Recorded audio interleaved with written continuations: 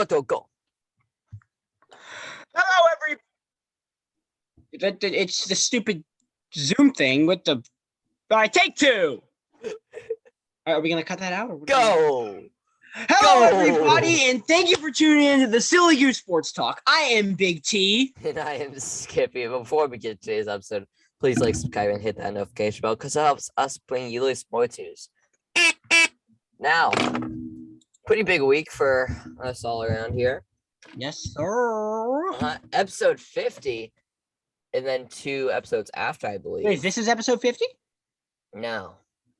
Oh. I said it's coming soon, boys. Oh, yes, 1 year anniversary, 1 year of the Silly Goose. Yeah, and I'm going to be scheduling us some big-time guests, hopefully, coming up soon. Yeah, we were supposed to have another guest again. Same guy from last week. He swept in again. Silly Goose curse. It's a curse. Yes, sir. I swear to you. Man, the Silly Goose. I woke up before Timmy today. That is unheard of.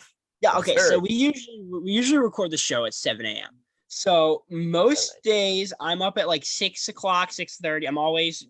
I try to be ready on time. So I just get the whole setup up there, get a microphone. Well, not mic. I don't have a mic this week, but I have everything all set up and stuff like that. Yeah. This week something changed. I wake up, take a peek at my watch. It is 6:53. Oh crap. I book it downstairs. I didn't care how much my back hurt.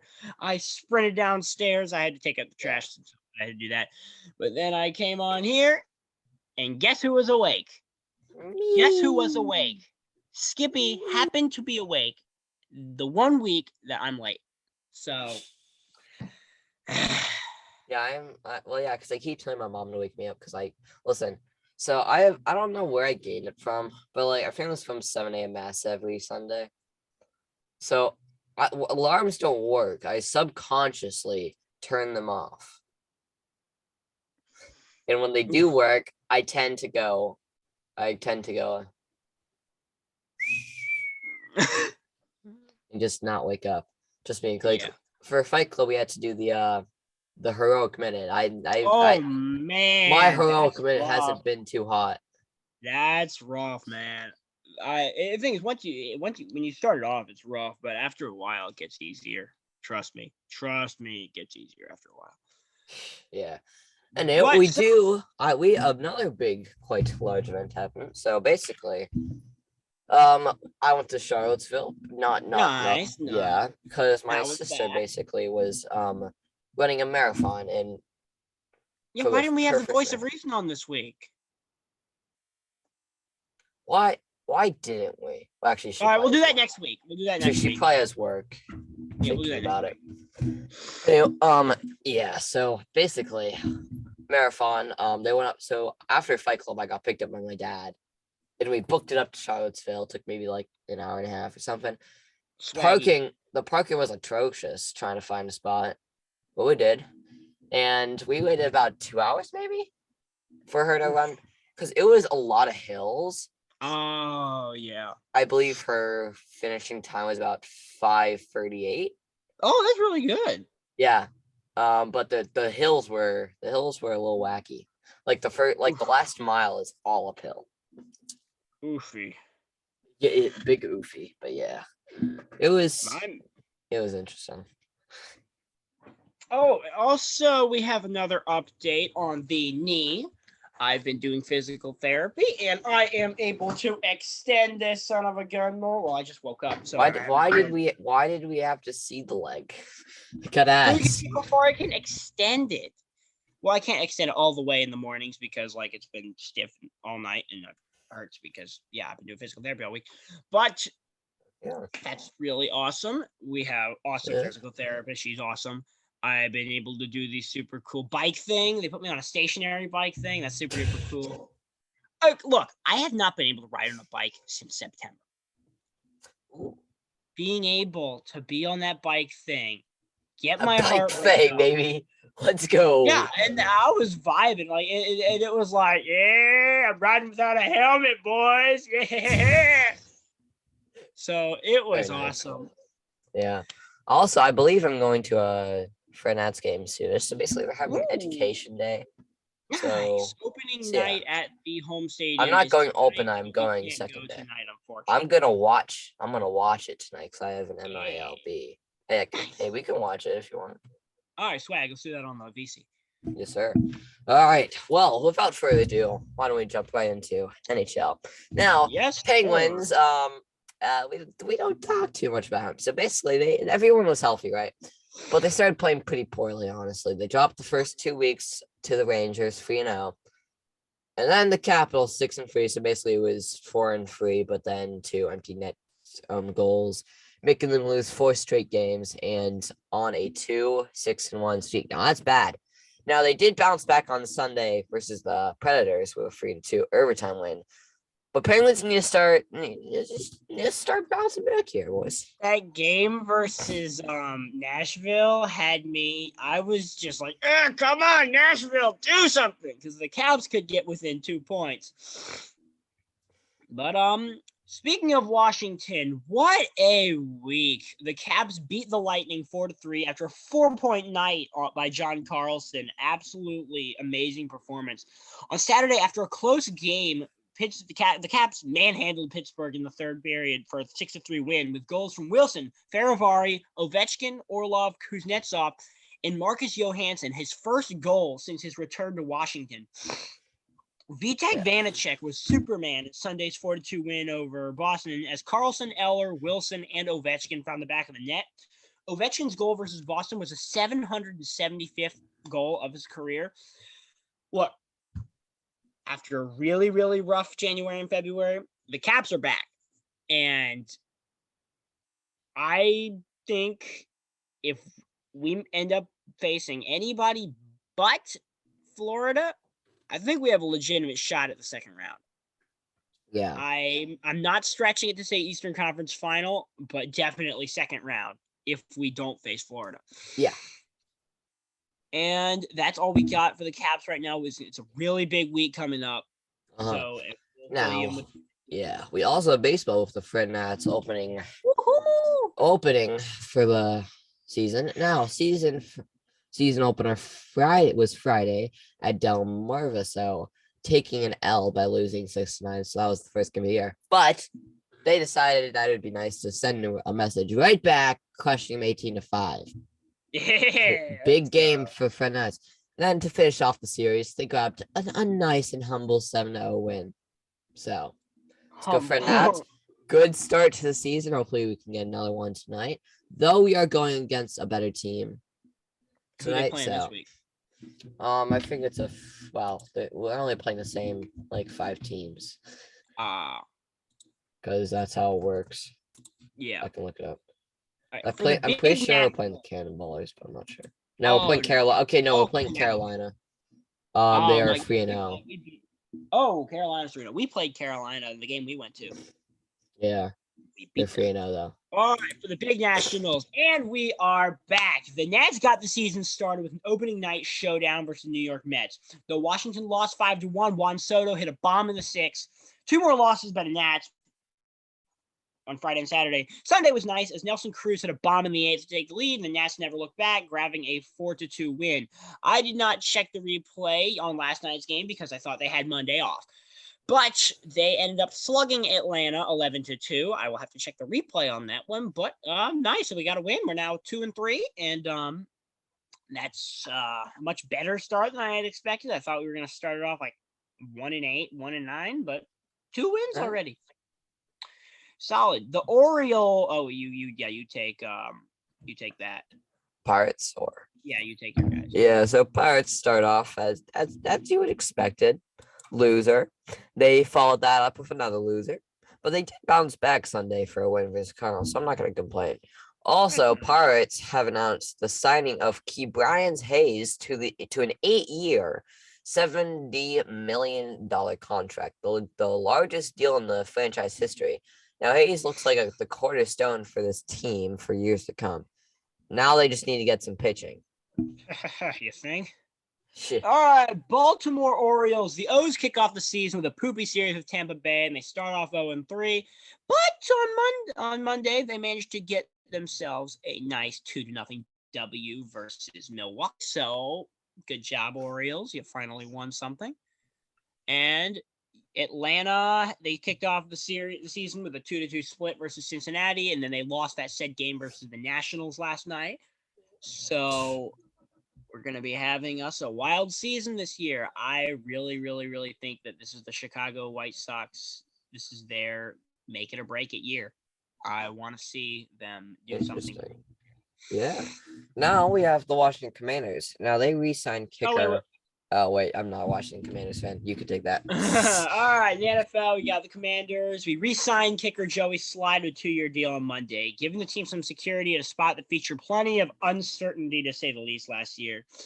After having 4 or 5 kickers going through last year. I don't know why we got rid of Dustin Hopkins in the first place. I've always really liked Dustin Hopkins. He and Tress Way have always been really awesome in that locker room. I've always wanted to interview Tress Way.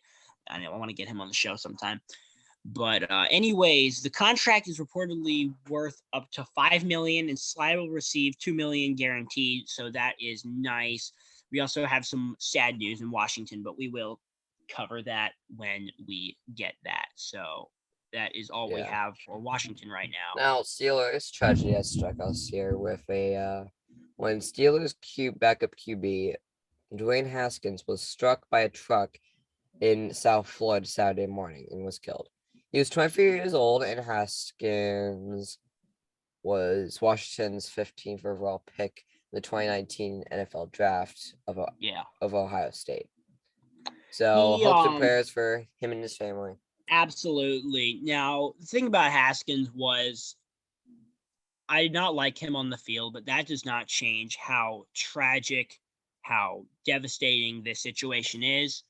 Definitely our thoughts and prayers go out to his family and friends, and especially his friends in those locker rooms.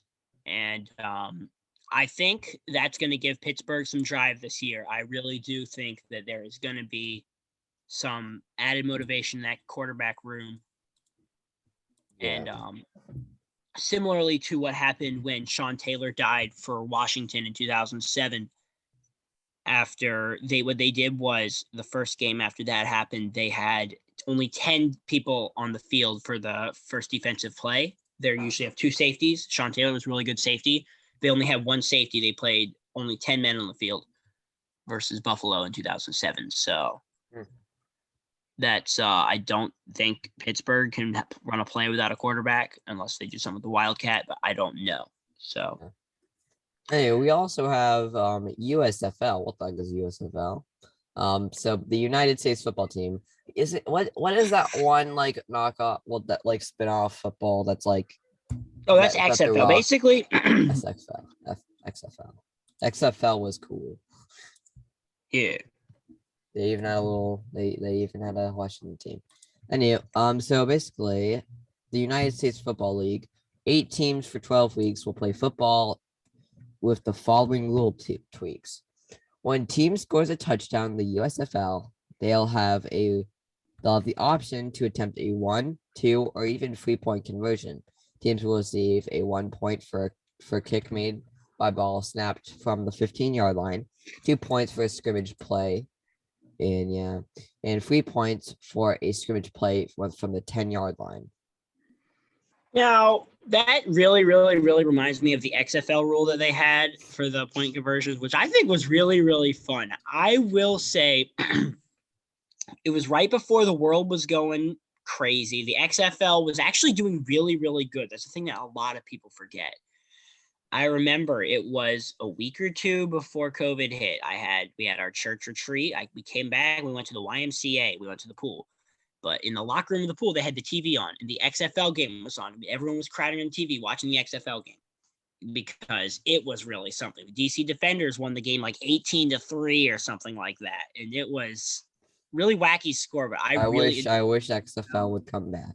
The XFL should be coming back next year, I believe, because after The Rock bought it, and we will see what happens with that. Actually, now I thought the XFL was kind of fun. Yeah, I've enjoyed XFL. The 2 teams will have 2 options to retain possession after scoring, get the ball back. First option would be a traditional onside kick from the 25-yard line. The second would be running a 4th and 12 play from their own 33-yard line, which I will say it's really gimmicky, but I think it could be fun. It could be really fun. Yeah. Now, did you take number 2 or? Oh, I just did that. Sorry. I had it zoned out. So, all right. So now, the third tweak is overtime will be a shootout in which teams' offense will alternate plays against the opposing defense from the 2-yard line. Now, each team will run a total of 3 plays. Each successful scoring attempt will receive 2 points. The team with the most points after each team has run its 3 plays wins. Now, if the score is tied after each team runs 3 plays, the subsequent attempts become sudden death until a winner is declared. Offensive will. Oh, sorry. You can. Sorry, you can. I really, really, really. I think this overtime format could work. Yeah. But I will say what the college football overtime had in 2018. That game between LSU and Texas A&M, hot take here, that was the greatest college football game of our age. 7 overtimes. They went back and forth. You had that LSU to A&M. That game was absolute perfection. You cannot get better than that. And the only way to replicate something like that is to use the same format that they had. This back and forth play where they're going, it was absolutely amazing. And I want that back. That was the best game I had ever seen in my life. And that was coming right after the 2019. That came right after the 2018 Virginia Tech and Virginia game, which was absolutely amazing. I thought nothing could top that game, but then it just got topped the next night, and that game was absolutely phenomenal. And I really want to see something like that again. And the only way to do that is to bring back that overtime format. Agreed. But carry on, what you were saying. Yeah, also, so the fourth one is offenses will be allowed to throw 2 forward passes behind the line of scrimmage, expanding teams' playbooks while adding even more excitement and trick play potential to games. Now, we also have the Pittsburgh Maulers. Now, we have a Pittsburgh team. Of course, they aren't using black and gold colors. So, are they really a Pittsburgh team? Every single sports team in Pittsburgh has black and gold because that's just Pittsburgh colors. Now here's the look. That can be used. That analogy can be used the same way in Washington. All the other teams are red, white, and blue, but the Commanders are burgundy and gold. So are they? Do they not count as a Washington team? I mean, they shouldn't because they're bad. Yeah, I mean, but record-wise, out of the way. But I think a team should not be. What's the word? They should not be what's the they shouldn't be bumped out of the city's thing. Even though I do not consider USFL a major league yet. I will say that if they're gonna boot another team for a different color scheme, I think that's kind of dumb. I'm not saying it's dumb, but I wish they had black and gold. I think they wanted to do something different, which is totally fine. Like a dude with a hammer. It was like what the Wizards tried doing blue and purple in the 2000s. Yeah, that did not work. The Wizards. Did they used to have a logo that was literally a wizard? Yeah, and it was like really weird, and it was like in the shape of. It's better than like a basketball. I mean, the way that they had the way that the Wizards fit the Washington Monument into the basketball, I really enjoyed that. We'll actually talk about the Wizards more in a little bit. Let's carry on with this USFL stuff. Basically, Pittsburgh Maulers, but don't race out to buy tickets just yet. Though the teams are named after historic USFL franchises, the league's inaugural season will not be played in those cities, but instead at one centralized location. Now, according to Sports Business Journal, that location will be in good gosh. Protected Stadium, Birmingham, Alabama. Where the teams will play at UAB's new Protective Stadium, Birmingham. is the only market of those that does not compete with the NFL. So cool. And then the Philadelphia Stars is the team that I decided to root for because I really like the red and yellow. And there's no news on them. Speaking of the Wizards, Washington's season ends in misery with losses to Atlanta, New York, and Charlotte. Here's the thing that really, really, really bugs me. This ended up just being another Wizard season.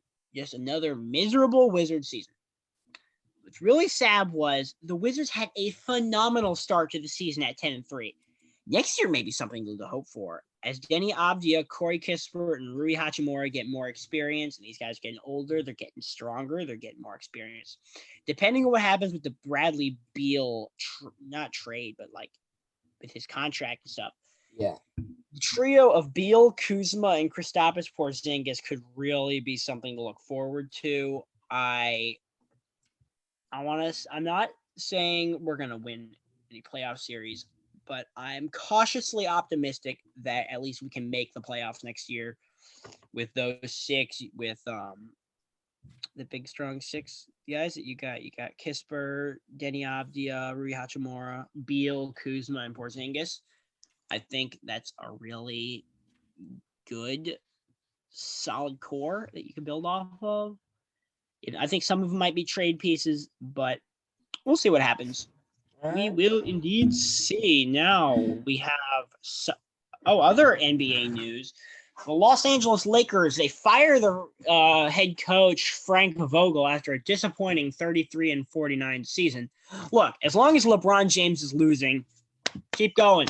Coach, don't fire your coach. He's doing a good job. Just make sure LeBron keeps losing. Wow. Now we also have for soccer, which soccer. EPL for Premier League. Big T doesn't know who to root for yet, so naturally he roots for the USA's biggest star, Chelsea FC. Yeah, Chelsea FC. Our boy Adam Chelsea roots FC. for them, so I just is the team I root for as Christian Pulisic. He's basically the US's best dude. They call him Captain America. He's he's super cool. Nice.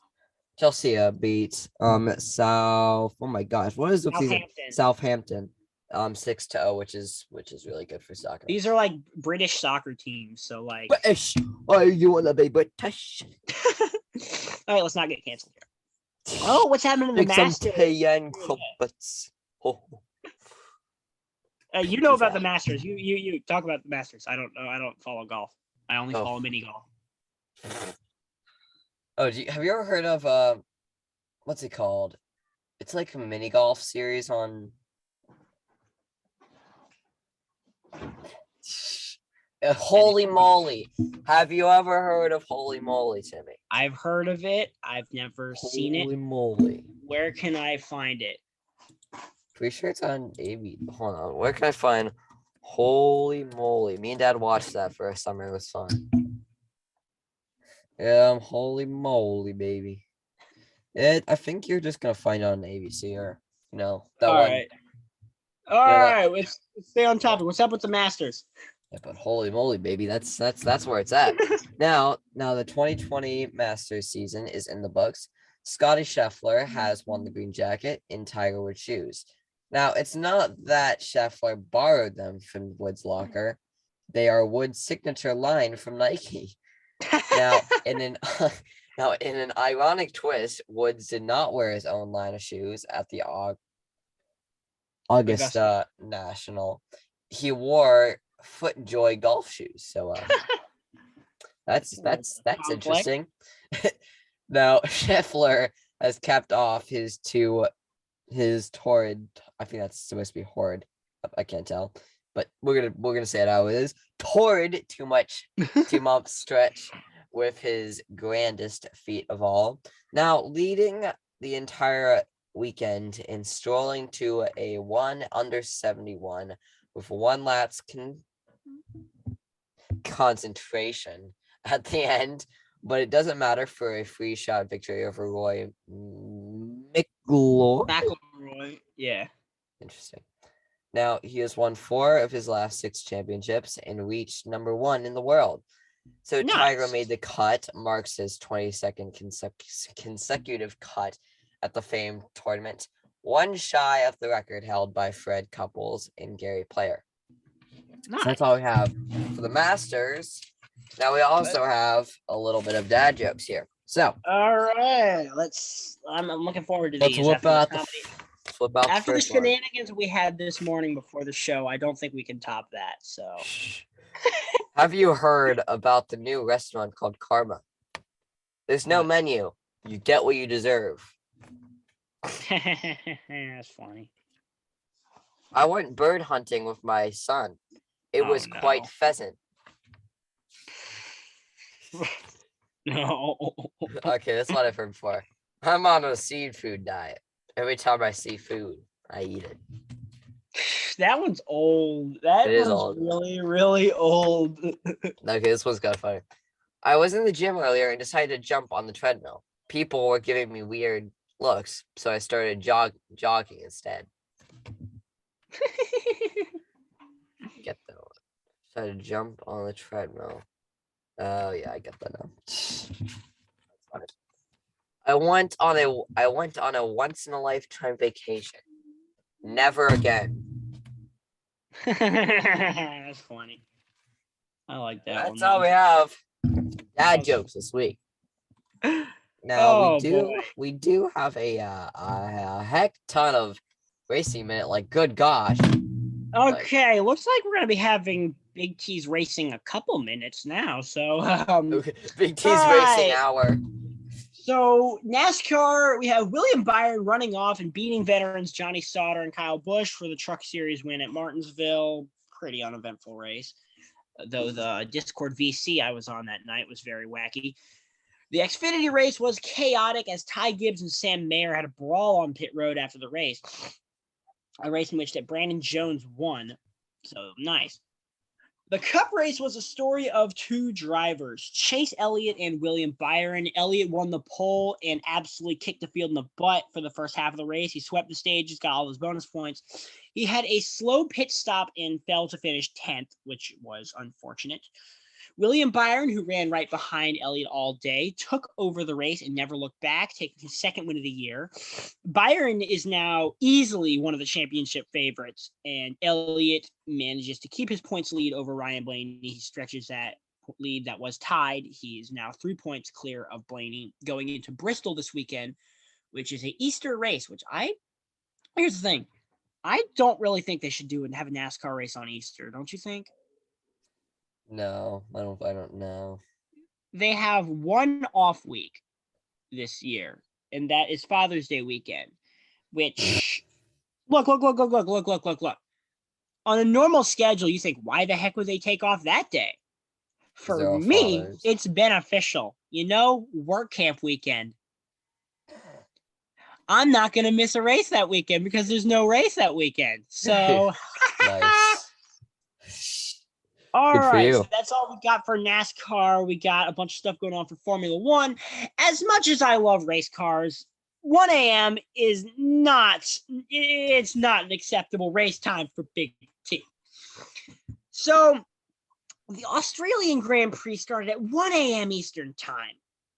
And that's like, I fell asleep. It's only like 6 a.m. for Australia, or not. I don't know what Australia it's like an afternoon race for them, but it's like 1 a.m. for us. It's like, Charles Leclerc gets the win again, so it looks like he's probably going to win the championship then. Red Bull's electrical issues continue as Max Verstappen's car just dies from second place. Sergio Perez with Red Bull got a podium second place finish, salvaging Red Bull's day. George Russell with Mercedes finished third, so nice for him. I think they're going to be racing in the States sometimes. I don't know. There's one thing that I can't even pronounce where they're racing next time. In IndyCar, the Grand Prix at Long Beach was chaos. Colton Herta took the lead early, and he's probably one of the USA's brightest open-wheel stars. Alexander Rossi bumped into Felix Rosenqvist, and that essentially ruined both of their days. Colton Herta swerved in the pits, and that lost him the lead. as Alex Palo took over. Points leader Scott McLaughlin tapped to the inside wall and spun, but he kept going. As Alexander Rossi had trouble in the pits, Nashville flashbacks ensue as Colton Herta smashed into the wall and it ruined his day. A couple laps later, Simon Pagenaud's car ended up in the garden next to a giant water fountain. And that was quite a funny sight to see, actually. Joseph Newgarden overtook Paolo and never looked back as Jimmy Johnson and David Malukas wrecked. Newgarden held off Romain Grosjean for the win as Takuma Sato hit the wall, and this win propels Joseph Newgarden into the points lead. So, yeah, nice job for Newgarden. I really want Colton Herta to get that season back on track. He needs to be winning a couple IndyCar championships if he wants any shot to make it into F1. I really want to see Colton Herta go up there. We want to see some American representation in there because we haven't had any American guys that are actually winning in Formula One in a long time. So we want to see those American guys get up there. So yeah. Now, time for Potato of the Week. Yes, sir. So, Potato of the Week, the Leonard family that has owned the Washington Nationals since 2006 is exploring the possibility of selling the Major League Baseball franchise. Now, manager Dave Martinez said that the team's game at Atlanta that managing principal owner Mark Leonard called him Monday morning to deliver the news. Leonard, who has taken over the lead role with the team from his father, Ted had in the recent years said that the family would never sell the team. So Look. Here's my take on this. This is the wrong DC team getting sold. If you're going to sell anyone, sell the Commanders. Get Dan Snyder out of town. Don't sell the Nats. The Nats have decent owners. The Caps have okay owners. The Wizards, they're the Wizards, but the Nats have decent ownership. The only thing that would ever salvage this situation is if Jeff Bezos bought the team. If Jeff Bezos bought the Nats, you know how awesome that would be? If Jeff Bezos bought the Nats, if any other team wanted some top-notch pitcher, they're like, oh, we'll give you all this money. And Jeff Bezos like, that's cute. Here, you're coming to Washington, buddy. $1 billion. I can pay you anything you want, buddy. So, yeah, we cannot. The Nats are okay. Dan Snyder will offer you a crisp penny. Dan Snyder just overpays guys that were good 10 years ago. Dan Snyder just doesn't know who's good now. In 2000, Dan Snyder, he signed the 1993 Pro. I don't think any Washington team, I don't think any Washington fan of the Commanders likes Dan Snyder. Oh, definitely not. Only maybe Bruce Allen, but other than him. All right, so we're on Potato of the Week now. Yes, sir. Yeah. So tennis great Boris Becker could face a jail sentence after being found guilty of illicitly moving thousands of dollars from a bank account after he was declared bankrupt. Goofy. Oh, his backup funds. That's okay. Yeah. Now, John of the Week, we have Gunnar Malkin from the Penguins. For cross-checking Predators defenseman Mark whatever his name is, in the face Sunday, knocking out a few teeth along the way. Malkin has been suspended for 4 games. So listen. If Tom Wilson did the same thing, you know how ticked off everybody would be? Dude, everyone's ticked off like Malkin also, so. Yeah, but he doesn't. Malkin is not one to do that though, because Malkin's an actual respectable player. He's not knocking out teeth every other game. I mean, fights are a part of hockey. Yeah, and I wish they went. I like fights. Longer. Sport was built on fights. We should see more fights. Baseball fights are the most interesting. Baseball fights. Baseball fights are interesting because you can actually get punches in. Football, hockey fights are more like aggressive hugging. Yeah. Basketball fights are just people poking each other. No, football fights are like football fights. The refs just throw you out as soon as you fight, and that's dumb. Here's the thing. Hockey fights, they let it go a little bit. NASCAR Baseball fights. fights, they brawl, so it's hard. Oh yeah, So it's hard to those wake up. full-on bench clearing brawls. If you like bench clearing brawls, just look up the Brad Keselowski Jeff Gordon fight. Dude, literally, Pirates and Reds fought like Yeah, I remember that. maybe 2-3 times in their one There was series. it was all these pit crews getting involved, everybody beating the living daylights out of each other. I'll send you the link at some point. It was really funny. Yeah. And we have more on this Yeah, stuff now right here. we also have Sweet Potato Week. Now, even though it ruined his day, at least it smelled good. Is it Simon or Passionode car ended up with the pretty flowers in the garden at Long Beach Grand Prix. So hope he made a little flower crown, you know. Yes, sir. Now, also this week we have the voice of reason as she ran her very first marathon, and it was at a very tough course for her very first one, and she was also the youngest finisher of all the participants. So that's awesome. Congrats to the voice of reason. Good Dude, job. there was a guy who was maybe, I think it was 2 hours and 59 minutes or something. Whew. Like dude, he was keeping up because he had a police escort because he was miles ahead of everyone else. Oh wow. This man was sprinting. Did the cops run with him, or did the cops have a car with them? They had a motorcycle, and the guy was keeping up with the motorcycle. They weren't going slow. Yeah, that's all we have for Facility this week. So why don't we end off this great episode with a little bit of Big T's music notes? Yes, sir. Cole Swindell's long-awaited fourth studio album, Stereotype, hit the charts at midnight Friday morning, right off the bat. Track 4, She Had Me at Heads Carolina, is a throwback bop, which is, it had, if you listen to it, it was basically a throwback to the original Heads Carolina, Tails California by Jody Messina.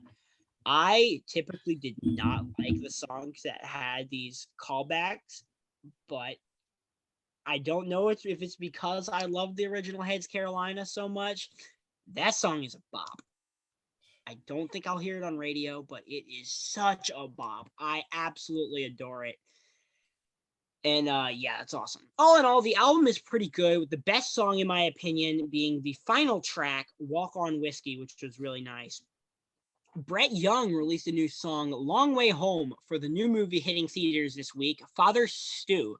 So I want to see that movie, though. I hear that movie's going to be really good. What's it about? Is it about it's about a gangster that left a gang and became a priest or something like that. It's an actual true story, though. Huh? So yeah, that's cool. And then Kelsey Ballerini, it seems to be entering a new era, an era that does not involve country music, with the new single, Heart First. So yeah, that's unfortunate. Carrie Underwood dropped a new song, Denim and Rhinestones. The album aesthetic is looking to be really cool, with like purple smoke and stuff like that. I think that's kind of cool. And that's all we got for that. But on the charts, we have a lot of stuff on the charts this week. We have a re-entry here down at the bottom. We got Pick Me Up by Gabby Barrett. You got a couple debuts this week. You have Son of a Sinner by Jelly Roll. I still haven't heard that one. Don't Come Looking by Jackson Dean at number 31. That's new on there. And some of the new ones we got. Notable jumps, we have Wasted on You by Morgan Wallen, jumps from number 24 to number 20, so nice for that. You have Trouble with a Heartbreak by Jason Aldean, up 3 spots to number 16. 7500 OBO by Tim McGraw, jumps 2 spots. You have Wild Hearts by Keith Urban, cracks the top 10 finally. Doing This by Luke Combs, jumps 2 spots up to number 7. And number 5, we have Never Say Never by Cole Swindell. Number 4, we have Beers on Me, Dirks Bentley, Breland and Hardy. Number 3, Drunk and I Don't Want to Go Home, Miranda Lambert and Ellie King. Number 2, we have last week's number 1, Till You Can't by Cody Johnson. And this week's number 1 is 23 by Sam Hunt. I think Sam Hunt, that was more of an actual song than his more talk singing stuff that he had early on in his career. Yeah. It worked for Take Your Time and songs like that back in his first album. The second album, it kind of got old. I will say that. Hot take. I'm drunk and I don't want to go home. So be taken off. No. Oh, I hate that song. I'm really listen. It was okay the first time I listened, but I hear it every single time I get in the car, and I'm really starting to hate it. Yeah, it's annoying. It's really annoying. I'm disliking. Look, Anyways, I have no problem with Miranda Lambert. The songs off that Wild Card album a couple years ago, those were top tier. Bluebird was really good. Settling Down was good. But what is happening? Why is this song good. on the charts? Yeah, Baby, I'm drunk and I don't want to go home. Okay, that's a highlight reel Skippy moment right there. We're gonna pull We that. don't have to wake it up weekends. But, anyways, that is all we have for this week, though. Yes, sir. Because you have like 2 minutes till you have to leave. So, everybody, thank you so much for listening to the Silliest Sports Talk. And we will all catch you next week with another fun, wacky, quirky episode. Mega swag. Keep on honking.